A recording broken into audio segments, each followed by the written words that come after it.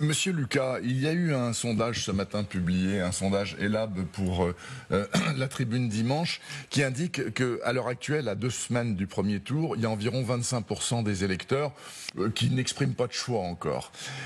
Sachant que le Rassemblement national, en général, fait le plein plus vite que les autres, est-ce que vous pensez que votre chance est là, à vous, pas seulement les écologistes en l'occurrence, hein, le nouveau Front populaire, est-ce que vous allez pouvoir, avec cette figure difficile qu'est Jean-Luc Mélenchon, qui lui compte pas se retirer comme Catonins, visiblement pas.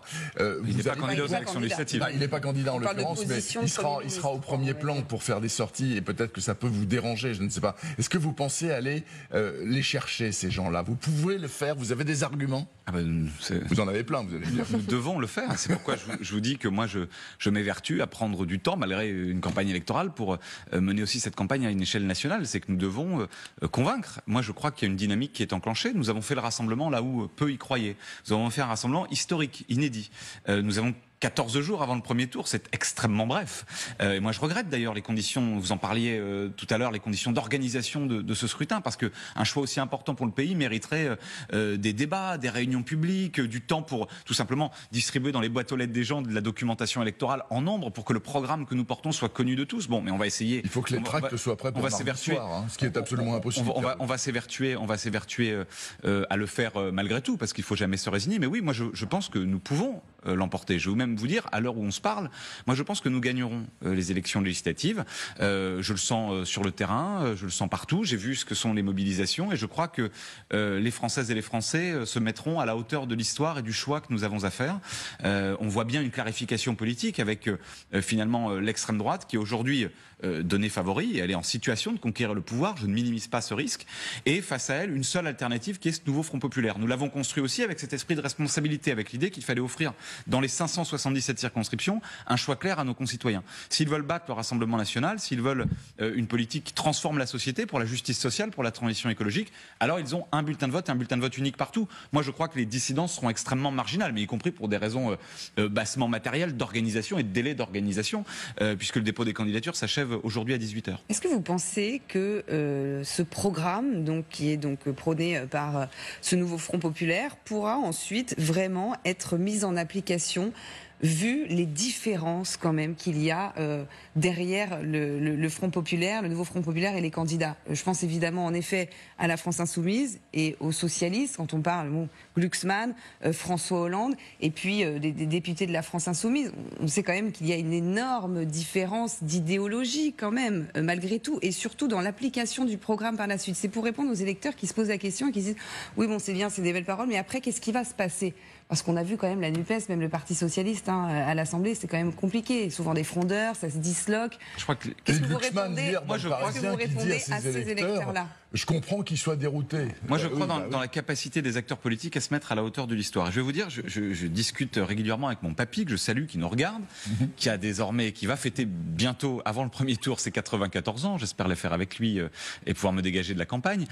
Qui me rappelait, qui m'a souvent rappelé qu'au moment du Front populaire, les divergences au sein de la gauche, qui a quand même conquis le pouvoir ensemble, étaient considérables. Qu'au moment du programme commun et de la victoire de 80, les différences entre communistes, socialistes et radicaux étaient considérables. Et que même en 1997, vous aviez dans un même gouvernement une même majorité qui a fait le partage du temps de travail, qui a fait la CMU, qui a équilibré les comptes de la sécurité sociale sous l'autorité de Lionel Jospin, un gouvernement qui allait des communistes avec Marie-Georges Buffet jusqu'à Dominique Strauss-Kahn, dont on ne peut pas considérer que c'est la même matrice politique et idéologique. Bon, donc je crois que c'est l'histoire de la gauche aussi de savoir construire sur la base de sa pluralité un programme politique. Et justement, on s'est pas mis d'accord simplement sur des désistements, simplement sur une vision défensive des élections. On s'est mis d'accord sur un programme qui nous oblige et qui nous lie, et chacune et chacun s'est rallié à ce programme et à cette bannière. Donc ça me rend optimiste. Après, on parle d'une élection législative qui va être logiquement conduire aux affaires du pays pour 2 ans, 2 ans et demi, puisqu'après il y aura une élection présidentielle. Et donc nous avons aussi hiérarchisé dans notre projet politique ce que sont les combats immédiats qu'il faut pour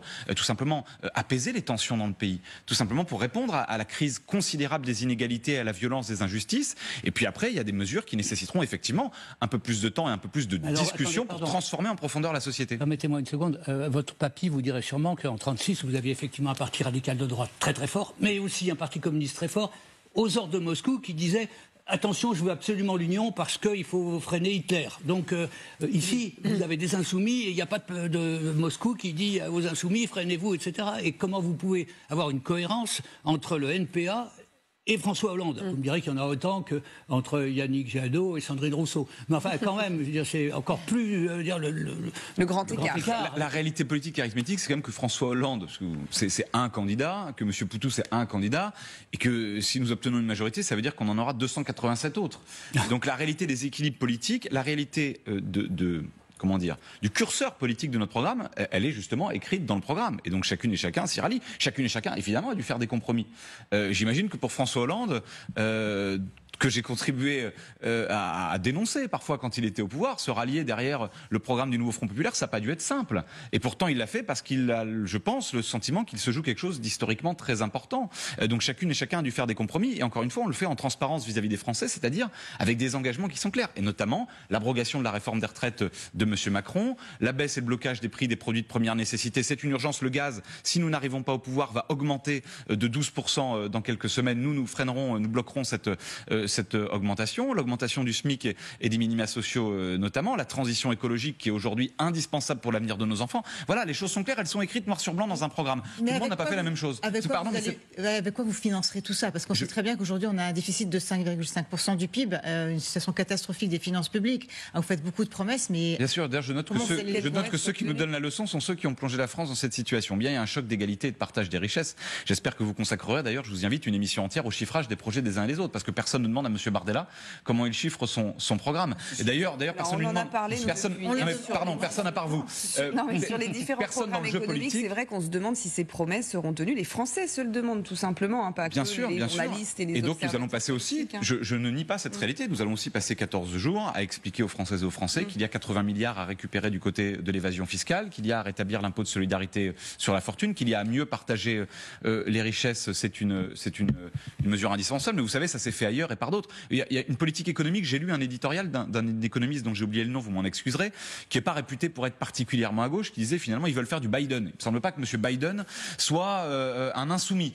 Ou alors j'ai loupé une étape de la vie politique américaine, c'est vrai que je suis un peu pris en ce moment. Mais par contre, je note que nous avons des engagements clairs sur des sujets qui concernent les Français. M. Bardella, par exemple, nous dit que finalement il n'abrogera pas la réforme des retraites. C'est pas rien dans le débat qui nous occupe, parce que l'acte majeur qui a précipité cette accélération de l'histoire, c'est l'entêtement de M. Macron sur la réforme des retraites, qui l'a conduit à perdre la confiance de nos concitoyens très largement. Ce sont ça les sujets aussi dont on doit parler évidemment, mais nous sommes prêts naturellement à répondre à toutes les mesures de chiffrage. Après, vous comprendrez que le président de la République a dissous il y a moins d'une semaine, c'était dimanche soir de la semaine dernière.